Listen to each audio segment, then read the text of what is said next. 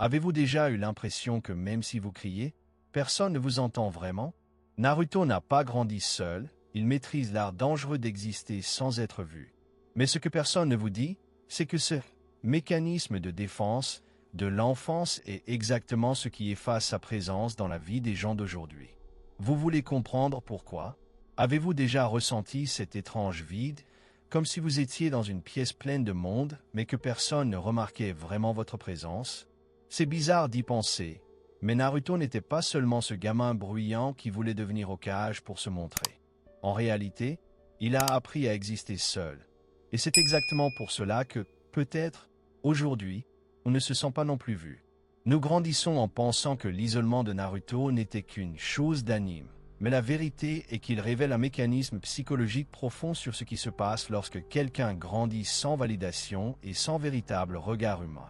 Lorsque vous passez trop de temps à être invisible, votre esprit crée une coquille et vous devenez tellement habitué à survivre sans vous faire remarquer que, sans vous en rendre compte, vous finissez par désapprendre à vraiment être remarqué par les autres. Avez-vous déjà ressenti ce sentiment que plus vous essayez de vous connecter, plus vous avez l'impression que les gens s'éloignent ou ne vous voient même pas vraiment? Ce que le voyage de ce ninja blond cache de notre propre solitude est quelque chose que beaucoup de gens préfèrent ignorer. Mais cela explique parfaitement pourquoi on se sent toujours seul, même quand on est avec quelqu'un.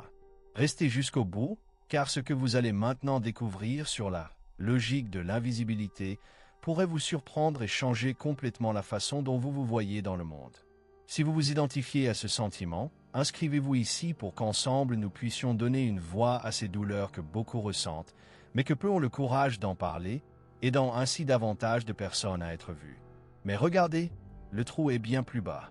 Il y a un dernier principe, un comportement silencieux que Naruto a développé pour éviter de devenir fou dans la solitude, qui est le secret pour comprendre pourquoi ses relations actuelles semblent si vides. Et ce que je vais vous révéler ensuite est la partie la plus percutante de toute cette analyse. La vérité est que personne ne naît avec le désir d'être un loup solitaire. Les êtres humains sont des animaux sociaux, nous avons besoin du regard des autres pour comprendre qui nous sommes. Mais imaginez ceci, vous êtes un enfant, vous faites un dessin, vous courez le montrer à quelqu'un et il n'y a personne. Vous obtenez une bonne note, ou même faites quelque chose de stupide pour attirer l'attention. Et ce que vous obtenez est un regard vide. Pire, ce regard, peu importe. Naruto a vécu cela au niveau maximum.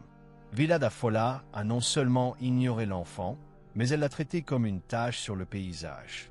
Et lorsque le mépris devient votre seul miroir, votre esprit doit prendre une décision radicale pour ne pas tricher pour de bon. C'est là qu'intervient une transformation silencieuse dans la mentalité de ceux qui grandissent ainsi. Vous arrêtez de demander de l'attention et commencez à construire un monde où vous seul vivez. Cette stratégie psychologique est une arme à double tranchant. D'une part, cela génère une autonomie bizarre. Vous apprenez à résoudre vos problèmes, à cuisiner vos nouilles, à penser vos blessures et à prendre des décisions sans demander l'avis de personne. Vous devenez votre propre armée individuelle. Mais toute cette indépendance cache une vérité cachée. Vous avez créé une distance invisible entre vous et le reste du monde. C'est comme s'il y avait une vitre blindée séparant votre cœur de celui des autres. Vous êtes là, physiquement présent au travail, à table, mais vous avez l'impression d'être un fantôme. Les gens vous parlent, mais on dirait qu'ils parlent avec un masque, parce que votre essence a appris que se montrer est trop dangereux. Ce mécanisme de défense est ce que j'appelle exister par soi-même. À première vue, cela ressemble à un super pouvoir. Je n'ai besoin de personne, vous dites-vous, la poitrine gonflée. Mais avec le temps, l'impact de cette situation sur votre vie d'adulte est dévastateur. Vous connaissez ce sentiment d'être toujours laissé pour compte, ou ce sentiment que si vous disparaissiez demain, personne ne le remarquerait vraiment? Ce n'est pas un drame, c'est le reflet d'années d'entraînement de votre esprit à ne pas dépendre du regard extérieur. Vous êtes devenu si doué pour être invisible que maintenant, lorsque vous voulez vraiment être vu, aimé ou validé, vous ne savez tout simplement pas comment éteindre l'interrupteur. Naruto criait, payait les monuments, se mettait en colère, tout cela était une tentative désespérée de briser ce verre, de prouver qu'il avait de la masse, du volume, qu'il occupait une place dans l'espace. La grande révélation en coulisses de cette psychologie est que la solitude ne fait pas que faire mal. Cela façonne votre identité de telle manière que vous devenez fier de votre isolement. Vous commencez à penser qu'être enfermé, seul, est un trait de personnalité, alors qu'en fait c'est une cicatrice de bataille. Vous êtes tellement habitué au silence que le bruit de l'affection des autres devient ennuyeux. Et c'est à cause de cette barrière que bon nombre de vos connexions actuelles semblent superficielles. Est-ce que tu sens que personne ne vous comprend? Mais la question que personne n'a le courage de poser est: laissez-vous quelqu'un vous comprendre? Ou êtes-vous tellement accro à survivre seul que vous avez inconsciemment expulsé tous ceux qui tentaient de s'approcher? Ce que Naruto a vécu sur les balançoires de cette école, en regardant de loin des familles heureuses, c'est ce qui se passe dans les coulisses de la vie de nombreux adultes d'aujourd'hui. On échange la balançoire contre le bureau, contre l'écran du téléphone portable, contre la routine automatique, mais le sentiment d'exclusion est le même. On a appris à ne rien attendre de personne pour ne pas être déçu, mais ce choix a un prix élevé. On finit par n'obtenir rien non plus. Il s'agit d'un cercle vicieux d'autosuffisance qui, au fond, n'est qu'un appel à l'aide étouffée par une couche de résistance. Et si vous pensez que le problème disparaît lorsque vous obtenez enfin un peu d'attention, vous vous trompez lourdement, car le trou est plus profond et l'esprit joue le sale jeu pour vous garder en sécurité dans votre bulle. Je veux vraiment savoir si ce que je viens de dire vous a traversé la tête. Avez-vous déjà eu l'impression d'avoir créé cette coquille d'indépendance juste pour ne pas avoir à être ignoré? Laissez votre histoire ou votre question sur la façon dont cela a affecté vos amitiés ou vos relations dans les commentaires. Il est très important pour nous de changer cette idée ici, car lorsque nous éliminons ces ombres, nous commençons à créer une communauté de personnes qui ont décidé de cesser d'être invisibles. Vos mots peuvent être exactement ce que quelqu'un d'autre a besoin de lire pour comprendre qu'il n'est pas fou et qu'il n'est pas seul dans ce cas. Maintenant, je veux approfondir encore plus ce sujet, car il y a une différence brutale entre ce que Naruto montrait à l'extérieur et ce qui se passait dans le code génétique de son âme. Si vous pensez que son entêtement n'était que de la volonté, vous ne réalisez pas le réel danger qu'il courait. Nous devons parler de ce qui se passe lorsque cet isolement devient une prison de confort, où vous vous sentez en sécurité, mais où vous mourrez à l'intérieur. En fait, en parlant d'être seul, avez-vous déjà remarqué qu'il y a des gens qui, même dans une foule, ont l'impression d'être sur une autre planète? C'est comme cet ami qui va à la fête mais passe tout son temps sur son téléphone portable, tu sais? Eh bien, Naruto avait une manière très spécifique de gérer cela que presque personne n'a remarqué. Et c'est ce comportement secret que nous allons dévoiler maintenant. Savez-vous ce qu'il y a de plus fou dans tout ça? C'est juste que nous avons tendance à applaudir la force de ceux qui sont seuls, mais nous examinons rarement le coût de l'entretien de cette armure. Naruto est devenu plus fort, a appris des jutsu faux, mais cette évolution cachait un paradoxe que beaucoup de gens ici vivent chaque jour. Plus vous entraînez votre esprit à n'avoir besoin de personne, moins il y a d'espace dans votre monde pour que les autres puissent y entrer. C'est comme si vous construisiez un château impénétrable. Vous êtes en sécurité à l'intérieur, personne ne vous fait de mal, mais personne ne peut non plus vous serrer dans ses bras. Cette autonomie émotionnelle que l'on recherche tant est souvent un piège déguisé en liberté. Dans la vraie vie, cela se traduit par cette personne qui est le refuge de chacun, l'ami qui résout les problèmes de tout le monde, mais qui n'a jamais d'épaule sur laquelle pleurer. Vous êtes devenu tellement indépendant que les gens autour de vous arrêtent tout simplement de vous proposer de l'aide parce qu'ils pensent que vous n'en avez pas besoin. Et c'est là que réside la vérité cachée. Derrière cette indépendance de fer, se cache une fatigue émotionnelle absurde. C'est le poids de devoir exister 24 heures sur 24 sans réel soutien, de porter le monde sur ses épaules et de devoir quand même sourire pour n'inquiéter personne. Dépendre de quelqu'un redevient quelque chose de dangereux dans votre esprit, car dépendre signifie donner à quelqu'un d'autre le pouvoir de vous décevoir, et votre cerveau a déjà décidé, il y a longtemps, que vous ne reverriez plus jamais cette douleur d'enfance. Mais cette décision arrête votre transformation. Vous vous retrouvez coincé dans un état d'esprit de survie, où chaque nouvelle connexion est considérée comme un risque plutôt que comme un cadeau. L'impact de cela sur vos décisions est énorme, car vous commencez à saboter de bonnes relations simplement parce qu'elles vous obligent à baisser la garde. C'est épuisant, n'est-ce pas? Certaines personnes voient Naruto comme un symbole de résilience, d'autres comme un portrait de solitude. Son interprétation apporte une perspective unique et nécessaire. Commentez ci-dessous comment vous gérez ce poids d'être fort tout le temps. Votre histoire contribue à rendre cette conversation beaucoup plus réelle et plus profonde pour nous tous. Après tout, nous devons arrêter de prétendre qu'être une armée composée d'un seul homme est la seule option.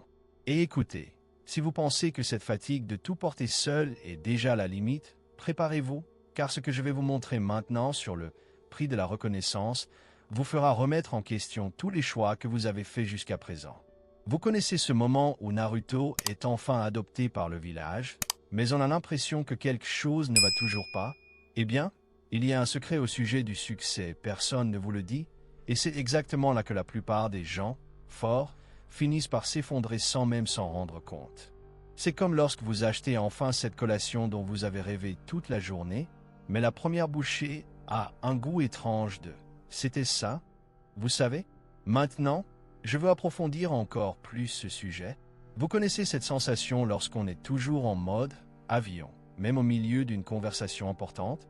Cela se produit parce que, lorsqu'une personne apprend dès son plus jeune âge à ne rien attendre de personne, son comportement change de manière presque imperceptible, mais l'impact est destructeur. Vous commencez à parler de moins en moins de vos réels besoins. Si vous avez faim, vous trouvez un moyen. Si tu es triste, tu t'enfermes dans ta chambre et tu attends que ça passe. Si vous rencontrez un énorme problème au travail, vous restez éveillé toute la nuit pour le résoudre seul au lieu de demander de l'aide. Petit à petit, vous cachez vos faiblesses comme s'il s'agissait de secrets d'État, car dans votre tête, montrer votre vulnérabilité, c'est donner des munitions au monde pour vous faire du mal à nouveau. Naruto a fait exactement cela. C'était le gars qui ne se plaignait jamais de la douleur, qui se levait toujours avec le sourire. Mais à l'intérieur, les décisions qu'il prenait étaient toutes basées sur cette vérité cachée que si je ne le résous pas, personne ne le résoudra à ma place. Vous devenez cette personne extrêmement autonome, mais le prix est une distance émotionnelle qui devient un gouffre. Et le paradoxe le plus cruel de tous, c'est que ce mécanisme de défense finit par renforcer votre sentiment d'invisibilité. Les gens autour de vous vous regardent et voient quelqu'un de en colère, quelqu'un de fort, un roc qui peut encaisser n'importe quel coup. Ils pensent « Ah, un tel n'a même pas besoin de moi, il est super résolu. » Mais même s'ils admirent votre force dans les coulisses, ils ne voient jamais la partie de vous qui crie pour être reconnu. C'est comme si vous aviez construit une statue dorée autour de vous. Tout le monde fait l'éloge de la statue, mais personne n'a la moindre idée qu'il y a une personne en chair et en os qui étouffe à l'intérieur. Cette mentalité du « je me débrouillerai » finit par devenir sa propre prison, car plus vous paraissez fort, moins les gens ont l'impression que vous avez besoin d'affection ou d'un œil vigilant. C'est un cercle vicieux dans lequel votre capacité à survivre seul devient la raison pour laquelle personne ne vous contacte. Avez-vous déjà pensé que peut-être les gens ne vous ignorent pas par dépit, mais parce que vous êtes passé maître dans l'art de prétendre que vous n'avez besoin de personne? Cette révélation fait mal, je le sais, mais c'est le premier pas vers une véritable transformation. Nous nous habituons tellement à être le héros de notre propre histoire que nous oublions que même le héros le plus fort a besoin d'une équipe, d'un village, d'un câlin qui n'a pas besoin d'être demandé. Lorsque vous arrêtez de communiquer ce que vous ressentez, le monde cesse d'essayer de lire ce qu'il y a sur votre visage. Et puis, l'invisibilité qui était une protection dans l'enfance devient sa plus grande punition à l'âge adulte. C'est un poids absurde de porter cette armure toute la journée et de devoir quand même entendre que tu es si indépendant. J'aurais aimé être comme ça. Ils ne savent pas à quel point il est fatigué de ne pas avoir la possibilité de ne pas être fort. Si cette sensation d'être le roc, dont personne ne remarque qu'il se fissure vous touche de plein fouet, laissez ici votre témoignage ou vos questions dans les commentaires. Il est essentiel que nous exposions ici ces blessures, car lorsque vous écrivez, vous cessez d'être invisible à vous-même et à cette communauté qui comprend exactement ce que vous vivez. Votre opinion pourrait être la clé qui ouvrira la cellule de quelqu'un d'autre qui est également épuisé à force de faire semblant d'être fort. Et écoutez, si vous pensez que comprendre ce mécanisme clarifie déjà beaucoup de choses, attendez juste d'aborder les conséquences pratiques de cela dans votre futur. Car il y a un comportement que Naruto a développé qui est le saut du chat pour comprendre pourquoi vous sabotez vos plus grandes opportunités d'être aimé sans même vous en rendre compte. C'est comme lorsque vous jouez à un jeu et découvrez que vous utilisez une manette cassée tout le temps. Nous allons corriger ce contrôle maintenant. Maintenant, je veux approfondir encore plus ce sujet. La grande idée que nous devons digérer maintenant est que l'histoire de Naruto n'est pas seulement l'histoire d'un enfant qui voulait voir son visage gravé dans une montagne. Si l'on regarde simplement le bruit et les bagarres, on passe à côté de la transformation plus profonde qui s'opère dans les coulisses de son esprit. Le véritable enjeu ici n'est pas la reconnaissance extérieure, mais plutôt la construction de l'identité sous le poids de l'isolement. Lorsqu'on grandit dans un désert d'affection, son identité ne se construit pas par les échanges, mais par la résistance. Vous vous définissez par ce que vous supportez et non par ce que vous recevez. Cela crée une mentalité de bunker, on s'y sent en sécurité, mais on finit par devenir un étranger à soi-même. Naruto nous montre qu'apprendre à survivre seul, oui, une force brute, une résilience qui rend envieux. Mais il y a une vérité cachée très amère dans ce processus. Être seul pendant un moment, trop de choses peuvent rendre invisible une partie essentielle de votre personne. Vous commencez à croire que votre coquille est votre tout, oubliant qu'il y a une essence à l'intérieur qui a encore besoin d'être validée, d'un regard aimant et d'une présence réelle. Dans la vraie vie, l'impact de cela sur vos décisions est énorme.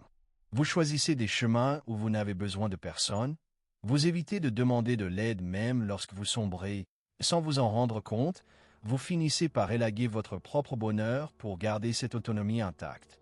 La question qui persiste n'est pas pourquoi il a voulu devenir Hokage, mais plutôt, combien de personnes croisez-vous dans la rue, ou même combien de personnes vivent avec vous, qui ont appris à exister de manière totalement indépendante, mais qui se sentent comme des fantômes dans leur propre vie? C'est ce sentiment d'être un acteur secondaire du film lui-même. On s'habitue tellement au rôle de celui qui résout tout, que notre besoin d'être vraiment vu finit par être enterré vivant. Naruto devait se battre contre le monde pour prouver qu'il existait, mais le combat le plus dur était contre son propre esprit, qui lui répétait tout le temps qu'il n'avait besoin de personne.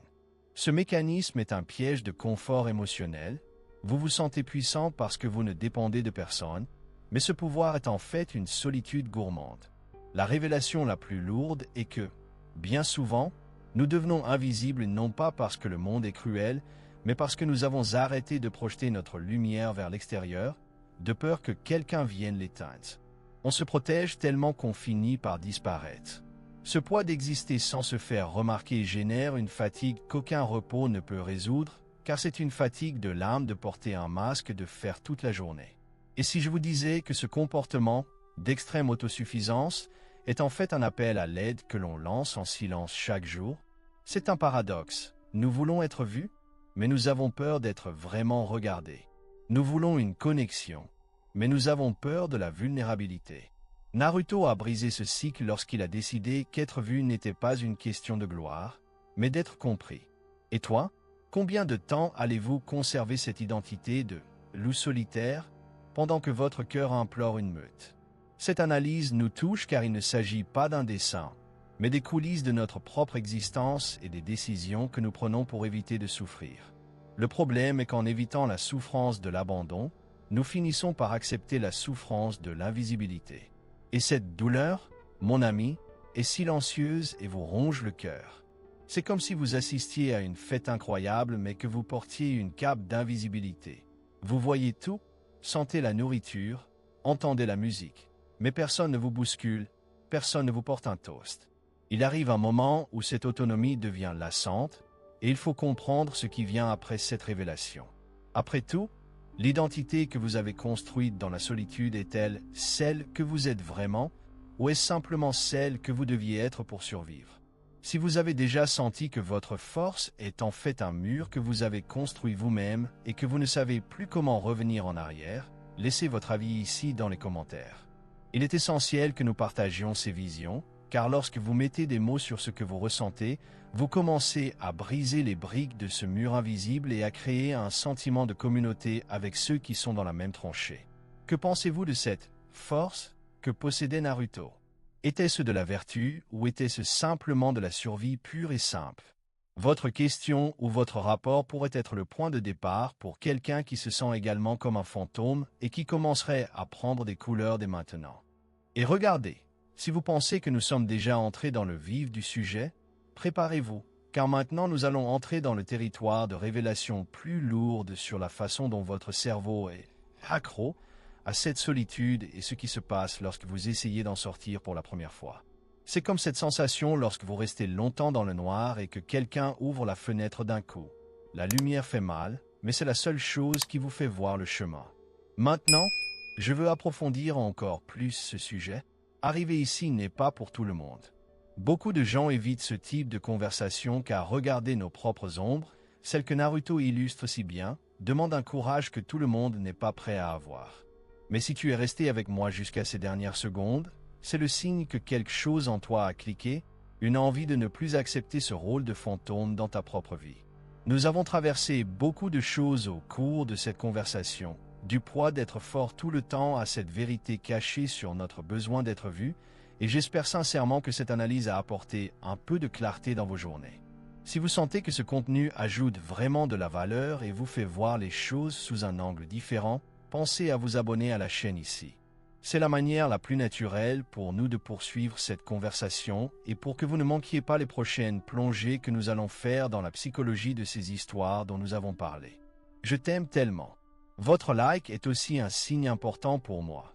Cela montre que nous avons créé une véritable connexion aujourd'hui et que ce type de message doit toucher davantage de personnes qui sont également épuisées de porter le monde seul. Et faites ceci, commentez ci-dessous je suis avec vous jusqu'au bout juste pour que je sache qui sont les personnes qui ont vraiment approfondi cette réflexion avec moi. Il est gratifiant de savoir qui fait partie de ce cercle le plus proche. Maintenant, si vous voulez comprendre comment passer à l'étape suivante et transformer cette fatigue en une présence réelle et magnétique, il y a ici une vidéo qui complète exactement ce dont nous avons discuté aujourd'hui. Cliquez ici et restez avec moi là-bas, car nous avons encore beaucoup à découvrir sur ce que signifie réellement être vu par le monde. Rendez-vous dans la prochaine vidéo.